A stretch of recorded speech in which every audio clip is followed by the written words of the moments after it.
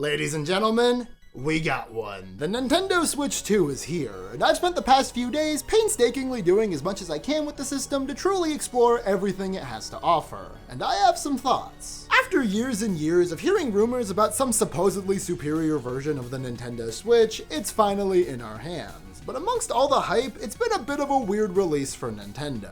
They didn't send out review copies, they've been oddly quiet and cagey when it comes to how much things will cost, and it's the first Nintendo system in a while that isn't trying to do something significantly different from the one that came before. And that's led to the general vibe around the system and its release feeling just as concerning as it is hype-worthy, with a very vocal crowd coming out of the woodwork treating this system as a sign of much worse things to come for the industry. But luckily for you, amidst the chaos, I bought the Nintendo Switch 2 right at launch to try and make heads or tails of this whole situation so you don't have to. So let's talk about the Nintendo Switch 2, its launch lineup, and ultimately whether or not you should buy it. But before we can do any of that, we have to unbox it.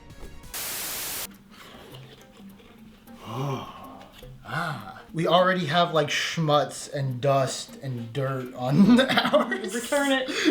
So here's the main body, and here are the joyks. The Joy-Cons. I realize I probably can't just go saying joiks. That's like some personal vernacular that I don't think has been widely adopted. Shout out Sonic. We got milkshakes afterwards because we're children. Half price after 9 p.m. So for reference, that is what, you know, looking at it now, it does not feel that much bigger. I don't like want to touch the screen. I just want to like caress it out.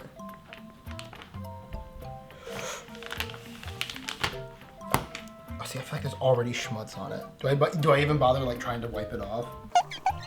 Gently, lovingly.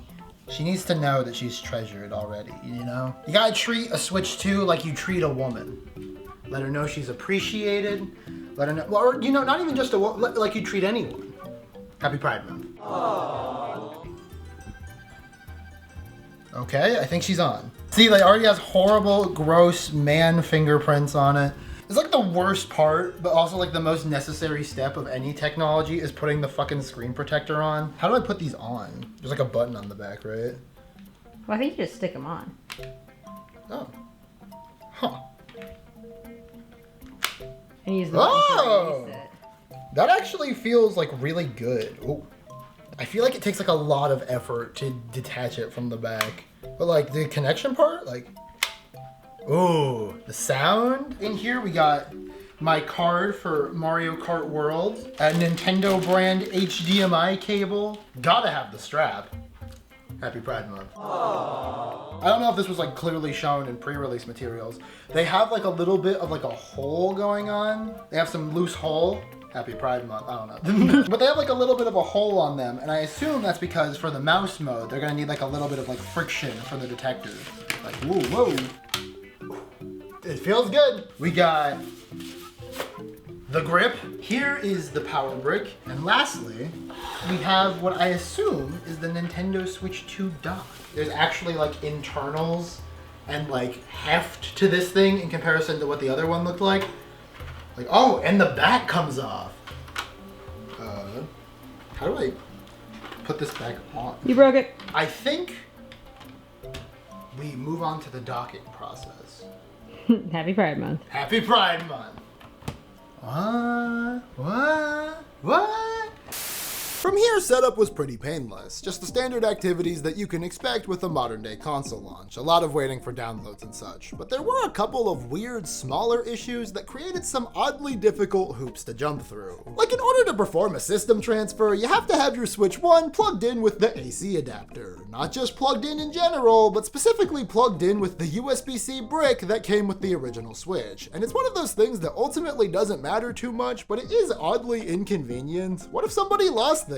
Are the power requirements really that strict? Also, be warned, if you're someone who had a lot of games installed on your Switch 1 with a big micro SD card and don't have a fancy micro SD express card with the same amount of storage, performing a system transfer, the Switch 2 will just start automatically downloading every single game and then yell at you when it runs out of space. And again, this isn't a huge deal, but I feel like it's such a solvable problem. Just don't automatically install every game, or give me the option to choose whether or not it does does that. And you may think I shouldn't have done a full system transfer if I didn't want to install everything, but my options were either that or transfer save data manually on a case-by-case basis. And stuff like Pokemon and Animal Crossing aren't compatible with cloud saves, so this was a headache that I wanted to get out of the way as fast as possible. In total, it was about 40 minutes from the system being plugged in and ready to go, and us being able to play Mario Kart World. And all things considered, that's not a bad turnaround time. As far as first impressions go, the console offers a pretty strong one. Not only has the infamously minimalist Switch home screen and other system software been dressed up a little, but the hardware itself feels great in your hands. While most of the comparisons online would lead you to believe that the Switch 2 is much larger than the Switch Prime, in practice, it doesn't actually feel that much bigger. In fact, holding them both right now, it's not even noticeably heavier. But that isn't to say there isn't a difference, because the Switch 2 features an overall much stronger build quality. I love my Nintendo Switch, but she's kinda messy, and over the years there were a lot of growing pains that I just learned to ignore that were immediately brought back to the surface for me when playing its successor. The terrible kickstand, the way the Joy-Cons kinda waggled if you didn't hold the system the right way. I never thought much of these issues at the time, but playing on a system that doesn't have these issues and feels like a much more premium build makes me realize how much I was willing to forgive the OG for. Although the biggest upgrade hardware-wise, aside from the internals of course, is the screen.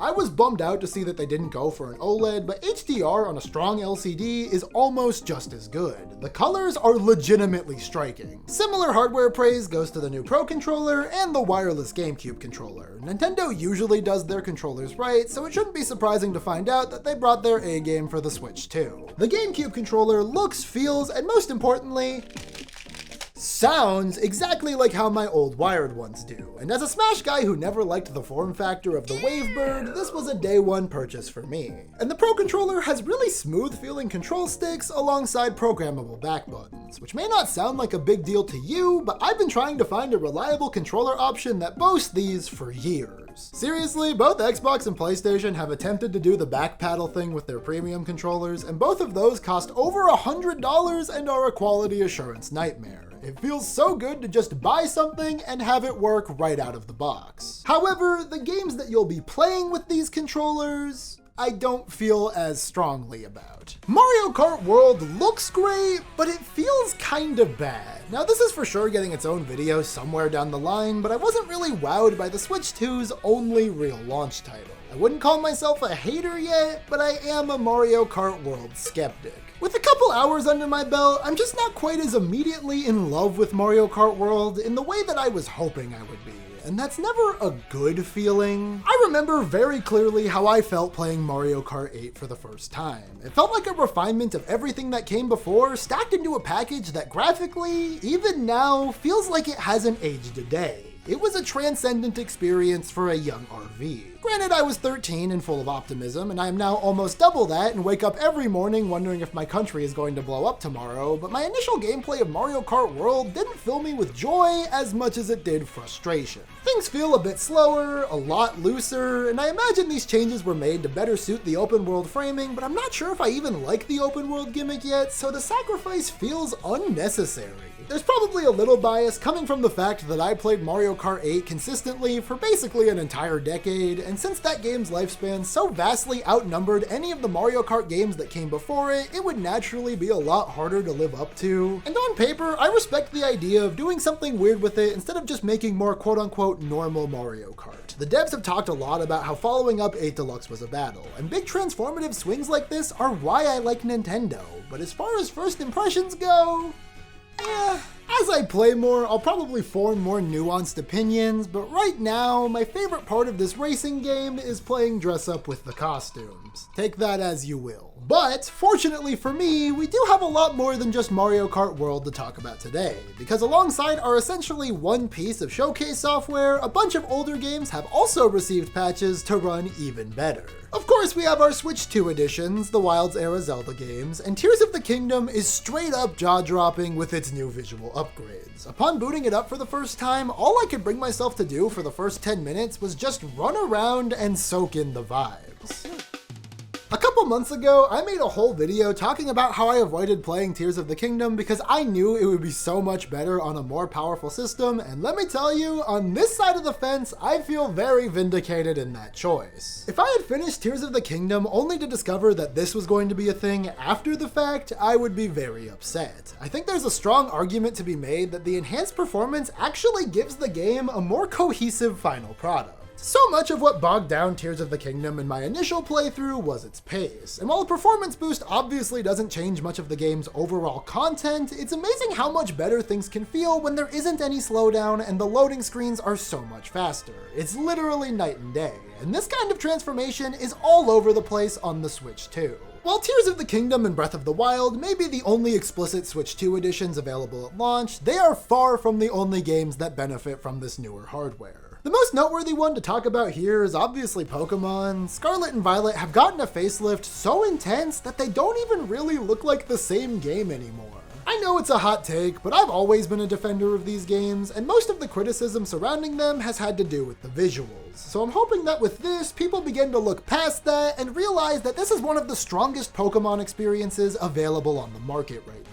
One of the biggest upgrades for me personally was Fortnite. I used to play Fortnite exclusively on my Switch, and it was always kind of bad, but through the many updates the game had received, it became an absolute mess, and I was happy to see that it received a pretty significant visual overhaul as well. It still doesn't run as good as you'd probably want it to, it pales in comparison to the PS5 version, but it's pretty nice to boot up Fortnite and not feel like my console is going to explode. There are even a lot of games that didn't receive any updates at all that managed to run way better here. Over the years, I've picked up a lot of third-party games for the Switch, and most of them ran pretty bad, but experimenting with some of the stuff in my library these past few days, I was floored by just how much better a lot of these games ended up running. Channel favorite One Piece Pirate Warriors 4 now maintains a consistent 60 FPS at all times, Minecraft now actually loads worlds at an acceptable pace, and Hyrule Warriors Age of Calamity, a famously bad Switch performer, is actually playable here. It may not be at a smooth 60 FPS, but you can actually make out what's happening now.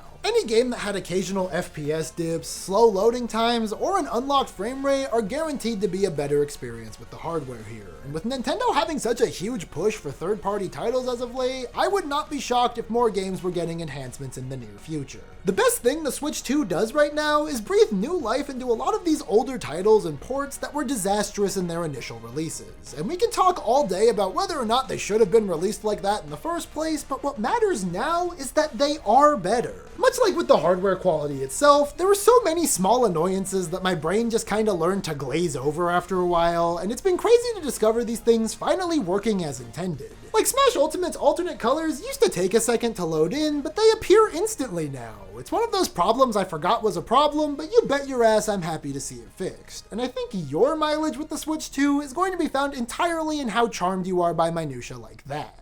I have a huge backlog of Switch games that I haven't finished, or in some cases, even touched, a lot of which are those aforementioned poorly performing third-party titles. I am the exact type of person who's going to benefit from a system that delivers older experiences stronger. But I can't imagine that's a very large subsection of the Nintendo audience, and I wouldn't blame anyone for not being very enthused by that concept. At the end of the day, the Nintendo Switch 2 is a Nintendo Switch 2. Which is to say, it is just a more powerful Switch, and however you feel about that fact is going to be reflective of how you feel about this console as a whole. The most consistent criticism I saw of this thing before it released was that it wasn't as exciting as Nintendo's past outings, but I would make the argument that that's kind of the point. Nintendo has screwed itself in the past by going all in on gimmicks, and the original Switch was so good that a little refinement was all that a lot of us really needed. And it's not like there isn't anything unique here, it's just that a lot of these gimmicks don't have proper showpiece software to accompany them yet. Like, one of the biggest things Nintendo boasted about in the lead up to the Switch 2 was its social features, and that's something I can't properly engage with because no one else in my circle can buy a Switch 2 right now, and there isn't a big online only title like a Splatoon that would force me to match up with randos to test it out. Things like mouse controls and camera support are fun ideas that I look forward to playing with in the future, but it's not really a selling point because there isn't a lot that takes advantage of that right now. Nintendo's recent approach of drip feeding content content is on full display with the Switch 2. In a couple weeks, when the new Mario Party update with the camera is out and mouse controls get implemented into the big third-party multi-platform shooters, you'll get me ranting and raving for this cool advancement in technology. But right now, I got nothing to say about it. So circling back to the question that I posed at the beginning of this video, should you buy the Nintendo Switch 2? Well, for the keen-eared among you, you may have noticed that there was a very prevalent talking point in the lead up to this console that I've neglected to talk about here today, and that is the price. And I'll just rip the band-aid off now and say, yeah, it's expensive. $80 games is outrageous. The $10 to $20 upgrades for Switch 1 games are outrageous. The dock costing $120 is outrageous. But I don't think it's necessarily overpriced. The unfortunate truth is that this is a luxury product releasing at the height of a fairly contentious economic state.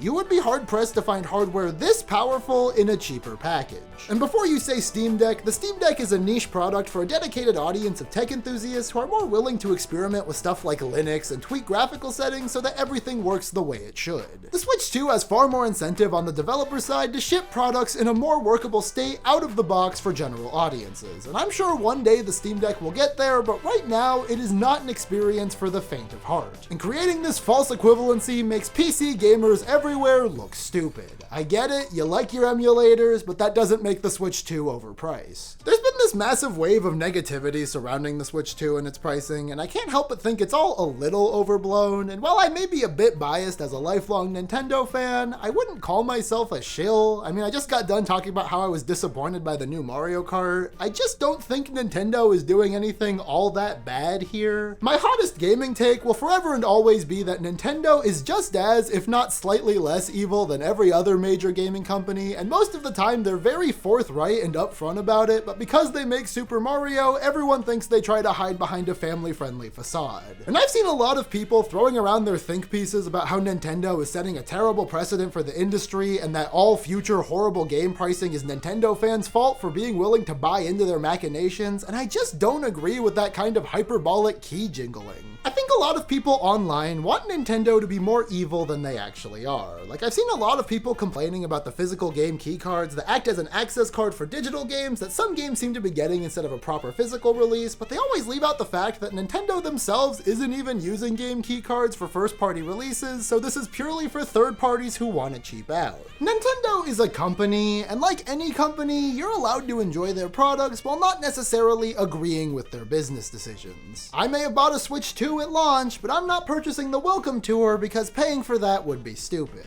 There's nuance here, and I think it's important to highlight that during a time where a not insignificant amount of people are very, very mad about these things. All this to say, I personally feel pretty good about this purchase. I am a person who, perhaps against my better judgment, purchased a lot of things on the Switch Prime, and I purchased them all mostly digitally. The portability was such a high selling point for me that I picked up basically any multi-platform release where I wouldn't be concerned about performance. And the Switch 2 raises the ceiling of what I would consider to be acceptable performance while maintaining everything I loved about the original Switch. Even ignoring the Nintendo exclusives, the combination of integrated mouse controls, integrated motion controls, portability, and specs that will allow it to somewhat keep up with the other consoles from modern releases, in my opinion, makes this a very tantalizing option if you're less concerned about the way your games look and more about how you play them. But a lot of people use their Switch as a secondary system. They have a PS5 or PC first and only dust off their Switch for the odd first-party title. And if you're somebody like that, Mario Kart World probably isn't worth the $500.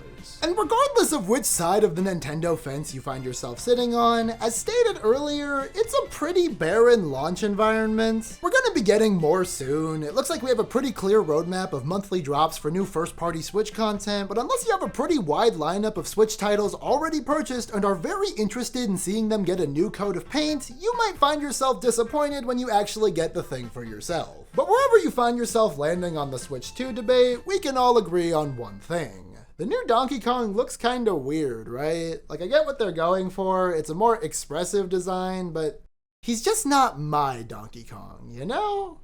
See ya!